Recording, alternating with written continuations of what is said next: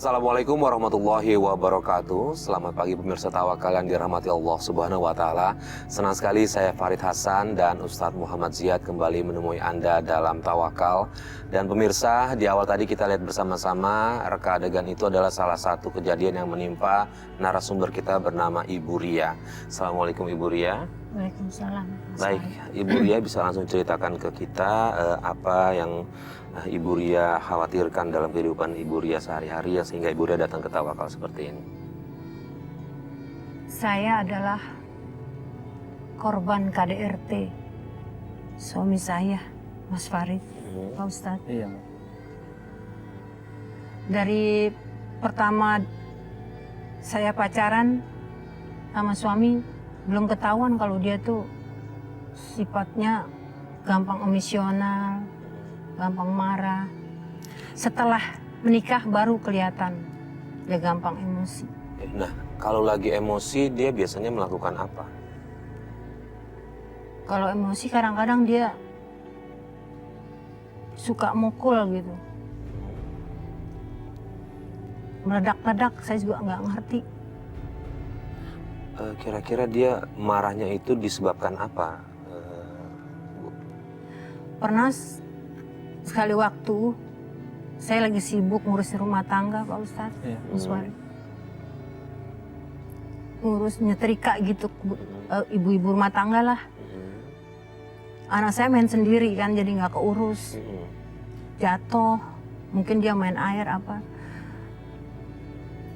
Dia tahu, kedengar anaknya nangis, dia tanya kenapa? Kenapa ini bisa jatuh? Saya bilang, saya lagi nyerika mas, saya nggak tahu kok dia jatuh. Langsung dia emosi, marah-marah. Terus dia menampar saya. Langsung ditampar? Iya mas. Masya Allah. Bu, Edo main dulu ya. Ya udah, tapi hati-hati ya mainnya ya. Iya, Bu. Awas jatuh ya.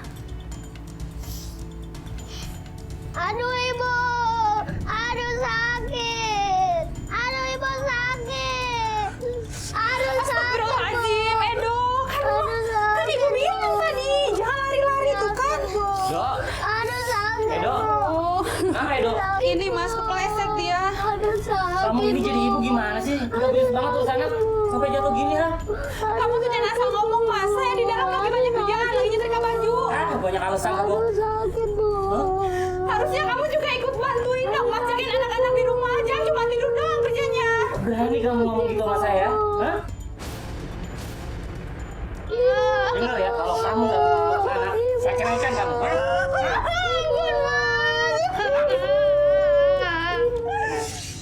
Pak Ustadz, Ya. ini mungkin suaminya khawatir sama anaknya terjadi kenapa-napa. Tapi kok suaminya memperlakukan istrinya seperti itu, bertanya apa, tidak dijawab apa, tiba-tiba langsung menampar aja nih Pak Ustadz. Ya. Bismillahirrahmanirrahim. Para pemirsa sekalian, tadi cerita dari Ibu Ria memang kita prihatin Mas Farid ya. Jadi yang pertama yang harus diingat bahwa orang berkeluarga itu tujuannya adalah beribadah. Itu yang penting harus difahami. Kenapa ini difahami penting? Sebab kalau orang berkeluarga itu niatnya adalah dalam rangka beribadah pada Allah, mengikuti sunnah Rasulullah SAW, maka orang beribadah itu ya mesti harus mengikuti tuntunan dan tata cara yang ditunjukkan oleh Allah dan Rasulnya. Termasuk bagaimana ketika misalkan suami istri, kemudian punya anak, kemudian istrinya sedang mengerjakan pekerjaan rumah tangga, kemudian anaknya sedang menangis. Jadi dalam kaitan semacam ini, inilah saya kira pentingnya bekerja sama seorang suami dan istri, apalagi tadi kan dijelaskan suami beliau di rumah, jadi tidak langsung kemudian seakan-akan tanggung jawab apa itu menunggu anak, merawat dan seterusnya itu pure murni hanya urusan seorang istri saja, tapi apa itu seorang suami juga sama harus bekerja sama. Kan kita pernah mendapatkan teladan dari Rasulullah SAW, bagaimana Rasulullah SAW ketika kain beliau itu robek, dan apa yang dilakukan sebenarnya kalau dalam konteks sekarang kan bisa jahitkan. Sunat kan bisa, tetapi Rasul tahu betul bahwa beliau bisa mengerjakannya sendiri, maka tidak langsung meminta tolong kepada istri beliau, dan kemudian Rasul menjahitnya, sehingga di dalam satu riwayat itu kan dijelaskan istrinya, ya Rasulullah kenapa Anda melakukan itu, kemudian Rasul bukan kemudian marah, kamu sih tidak, tetapi Rasul dengan tersenyum, ini bisa kita kerjakan. Apa maknanya? Pelajaran untuk kita yang sudah berkeluarga, para pemirsa sekalian, pelajarannya adalah inilah pentingnya seorang suami memahami kedudukan ke istri. Sebab tugas istri sangat berat, kelihatannya ringan, tetapi 24 jam penuh Mas Farid kerja di rumah. Lah, kasus tadi boleh misalkan kita begitu penuh kehati-hatian menjaga anak, tetapi tidak serta-merta kemudian langsung main tangan. Berulang-ulang kita tegaskan melalui forum yang baik ini bahwa Rasulullah SAW itu dikenal sebagai orang yang berperangai halus, berperangai budi pekerti yang mulia kepada istri, kepada orang, kepada masyarakat, bahkan kepada orang non-muslim sekalipun. Apalagi ini adalah sebagai seorang istrinya, bahkan panggilan-panggilan Rasul yang mesra itu kan memberikan nilai edukatif untuk kita semua dalam berumah tangga. Iya. Oke, Ibu, apakah setiap marah suaminya Ibu itu selalu mukul? Pasti, Mas Farid. Saya kadang malu sama tetangga kalau dia tuh suaranya keras-keras banget gitu kan. Malu Pak Ustadz saya. Pernah nggak bertanya gitu Ibu sama suami, kenapa mukul saya terus gitu misalnya? Kadang sih dia ada kata nyesel, cuman gimana ya, karakter dia tuh susah kayak dirubah gitu. Tetap nanti begitu lagi, minta maaf pernah gitu, tapi nanti begitu lagi gitu. Ada nggak mungkin yang dia pernah selain mukul gitu, ada keucap gitu, apa yang dia pernah rasa protesnya mungkin terhadap apa gitu yang terjadi di rumah gitu? Enggak sih, ada. Dia tuh orangnya komunikasi jarang sih, maksudnya nggak pernah harusnya gimana nggak pernah ngomong gitu Pak Ustadz. Mas Farid. Oke, artinya gini, kekerasan selalu ada di situ Pak Ustadz, selalu Bu Ria yang jadi korbannya nih Pak Ustadz. Ini gimana cara menyikapinya nih, apa yang harus diambil langkah dari Bu Ria nih? Yang pertama mungkin Mas Farid ini perlu bukan kita bercerita pada orang lain, tapi mungkin perlu ada orang yang dituakan, yang disegani, yang bisa memberikan nasihat. Bisa saja para pemirsa sekalian, kenapa ada suami yang seperti yang disebutkan oleh Bu Ria tadi, mungkin karena ketidakfahaman dia tentang hukum agama. Bagaimana relasi seorang istri dengan suami, seorang suami dengan istri, istri dengan suaminya. Padahal Bu Ria ini kan sudah luar biasa tadi diceritakan pengabdiannya, penghidmatannya di rumah tangga bersama anak dan suaminya. Tetapi kan suaminya kemudian main tangan. Sekali lagi para pemirsa sekalian, Rasul sangat mencela kepada suami-suami yang suka main tangan tanpa ada penyebab yang dibutuhkan menurut agama.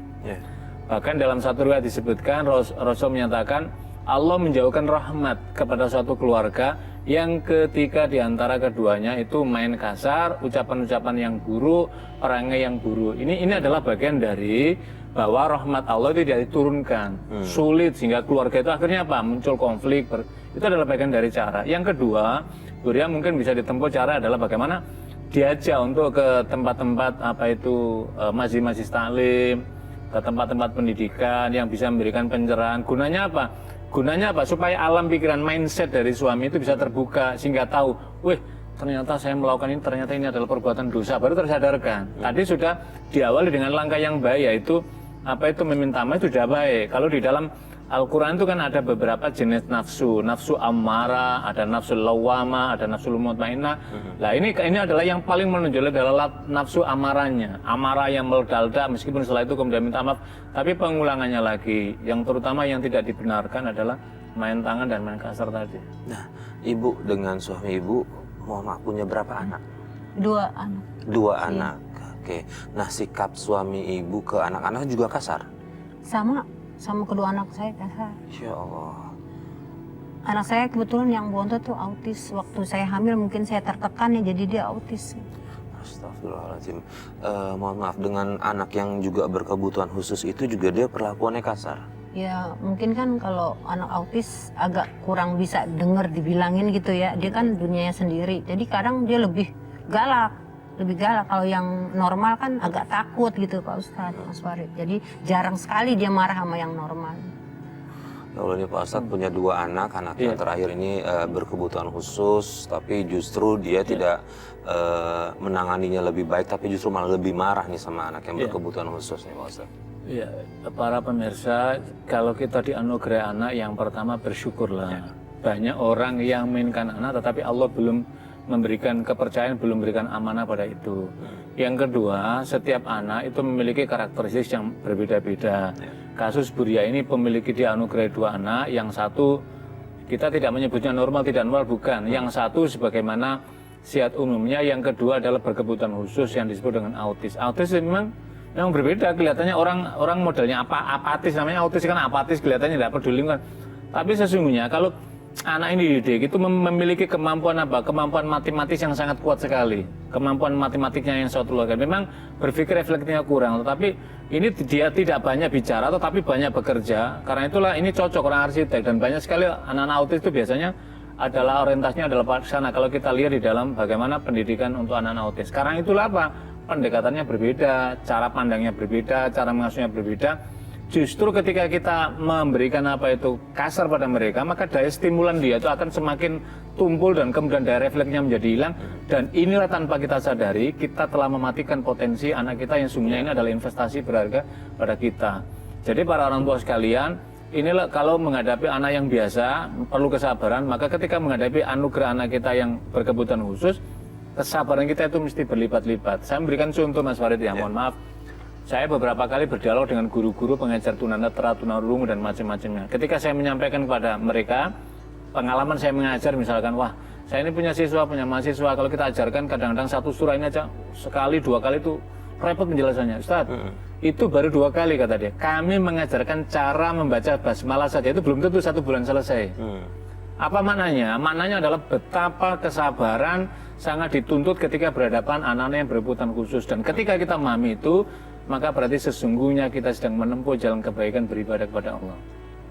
Ya. Baik, Ibu Bu Ria katanya temperamen itu bahkan katanya sempat mau nusuk Ibu pakai pisau ya, betul? Iya betul. Itu gimana ceritanya kejadiannya? Ya waktu itu kan saya lagi sibuk ngurusin anak saya yang autis itu, nangis terus kan dia nangis. Saya kan nggak kedengeran dia ngomong dari dalam. Langsung dia nyamperin marah. Langsung di sini saya nih. Ya. Aku nggak mau. Ya Allah sayang, kamu itu kenapa sih? Nih lihat nih ibu bawain mainan, ini lucu banget loh. Aku nggak mau, Mama. Aku maunya mainan. Iya nanti ibu beliin, janji ibu janji beliin mainan nanti. Iya. Aku mau. Iya pokoknya nanti ibu beliin ya. Sekarang diganti aja dulu ya. Ria, dengar gak sih? Aku nggak mau. Gue lapar mau makan. Iya sabar mas, saya lagi diemin dulu Dina nih, nangis. Gue butuh makan, ambilin sekarang juga. Lihat ini, nggak ada makanan di rumah kita. Kamu tuh nggak pernah ngasih aku uang. Kalau kamu mau makan minta uang dong, sini. Gue butuh makanan, Ria. Ngapain lu keramain gue, ha? Kamu itu marah-marah terus mas, sampai nggak peduli sama anak istri. Gak peduli sama anak istri lu bilang, ha? Ngasih. Siapa lu ya? Ampun, Pak Jangan! Jangan mas ampun. Macam-macam gue habisin lu, ngerti lu, ha? Mas ampun.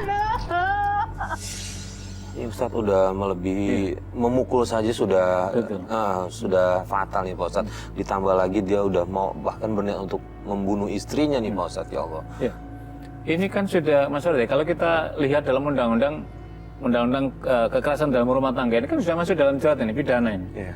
Pidana pertama apa? Ancaman yang membahayakan pada jiwa seseorang, apalagi kepada istrinya. Kan kita tadi sudah bilang bahwa Rasul sangat mencela para suami-suami yang berbuat kasar kepada istrinya.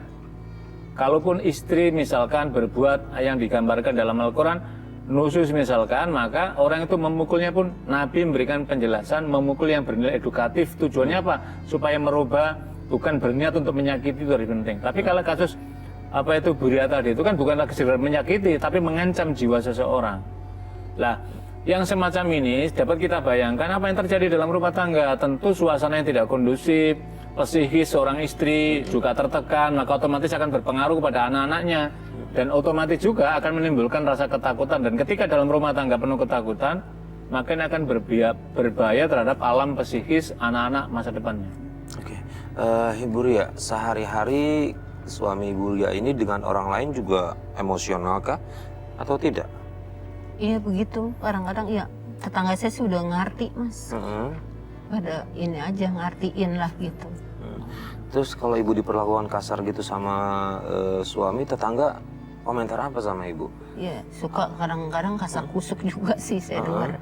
Tapi gimana lagi udah keadaan begitu ya mas. Ada yang pernah menganjurkan Ibu untuk pisah dulu kah atau minta Ibu untuk lapor ke polisi gitu? Pernah sih, tapi saya nggak mau sampai keluar lah Mas rumah tangga saya. Betul. Ibu, Kasihan anak saya Mas. iya, saya ngerti. Tapi ini juga nggak bisa dibiarkan sih kalau menurut kita ya Bu ya. Nah, satu pertanyaan lagi Bu, dia di luar bergaul nggak sih Bu? Bersosialisasi dengan tetangga gitu? Nggak kurang bersosialisasinya. Paling pulang kerja udah tidur gitu aja, kegiatannya di rumah aja. Karena dia temperamen gitu, dia nggak bekerja? Dulunya kerja Mas, sekarang udah kena PHK, udah nggak kerja lagi. Jadi saya yang cari uang. Oke, marah-marahnya itu setelah dia tidak bekerja atau memang tabiatnya seperti itu dari dulu? Dari dulu Mas Dari Farid, dulu. dari dulu. Dari pacaran begitu juga? Pacaran belum, Justru enggak. belum ketahuan. Oke, Pak Ustadz, ini suaminya tidak bersosialisasi dengan tetangganya karena mungkin bisa jadi tangganya menjauhi karena ini suaminya gampang marah nih Pak Ustadz. Jadi kalau kita lihat ini, kalau dalam ilmu, dalam psikologi itu kan, ini adalah termasuk sosok yang sangat tertutup. Ya. Biasanya kalau orang yang tertutup itu dia mudah tersinggung, nafsu emosinya mudah meledak dan seterusnya lah. Inilah pentingnya Nabi SAW mengajarkan kepada kita pentingnya bersosialisasi, hidup bermasyarakat, bertetangga, bahkan di dalam banyak hadis menjelaskan ukuran tetangga itu radius kanan kiri sampai 40 rumah. Itu apa mananya? Itu mananya adalah wujud dari radius pergaulan kita. Nah, ketika pergaulan kita itu apa mananya? Ketika ada masalah-masalah apa-apa, tetangga ikut membantu, tetangga ikut mengingatkan, tetangga ikut menasihatkan. Nah, konteks dari Ibu tadi kita patut mengapresiasi dan bangga ya Ibu dalam rangka menjaga keutuhan rumah tangga. Beliau tidak menceritakan keluar itu sudah memang anjuran. Tetapi ketika ada persoalan tekanan yang luar biasa seperti ini, memang perlu Bu, bukan cerita bermaksud keluar, tapi mungkin ada keluarga dia atau abangnya dia yang gunanya apa menasihati. Jangan-jangan memang dia nggak pernah tersentuh nasihatnya. Kalaupun di rumah mungkin nggak nonton TV kayak tayangan seperti ini yang memberikan inspirasi pada dia, pencerahan pada dia, sehingga ya gelap alam pikiran dia gitu lah. Lah, tugas kita itu kan kenapa pendidikan penting? Kan untuk menyadarkan informasi, tahu haknya, tahu kewajibannya, tahu ini membahayakan, apa tujuan dalam berumah tangga. Inilah sesungguhnya penting. Lah, apa itu hadis Nabi SAW? Ada hal yang luar biasa itu. Begini menyatakan beliau. Irhamu man fil ard yarhamukum man fis sama. Kasih sayangilah kamu pada makhluk yang di muka bumi. Ini secara umum, apalagi termasuk di dalam lingkungan rumah tangga kita. Niscaya apa? Yarhamukum man fis sama. Niscaya yang di langit maksudnya Allah Subhanahu wa taala dan para malaikatnya akan menyayangi, akan merahmatimu. Mananya apa mananya? Mananya adalah memberikan pelajaran pada kita pentingnya berkasih sayang, memberikan perhatian, tidak boleh emosi karena itu akan membahayakan pada diri kita. Bahkan di dalam Al-Qur'an apa itu hadis Nabi menjelaskan, orang yang mudah amarah, meledak-ledak tanpa ada sebab itu justru akan menimbulkan apa? Fisiknya lemah lama-lama, psikisnya akan lemah, mudah rapuh, berpenyakit. Ini adalah bagian dari cara-cara yang Nabi menjelaskan. Makanya di dalam hadis Nabi itu menjelaskan ada 3 contoh karakter manusia. Ada orang yang apa itu lambat marahnya, tapi begitu marah dia maafkan. Ada orang cepat marah dan cepat maafkan. Ada orang yang cepat marah dan lambat dia pulih untuk maafkannya. Lah kalau tipe tadi itu kan bisa cepat marah dan lambat meminta maafnya, itu kan menunjukkan bahwa Nabi menjelaskan yang baik itu adalah orang yang lambat marah, artinya tidak mudah marah, dan begitu sekali marah maka cepat lerai dia dan dia tidak akan mengulanginya.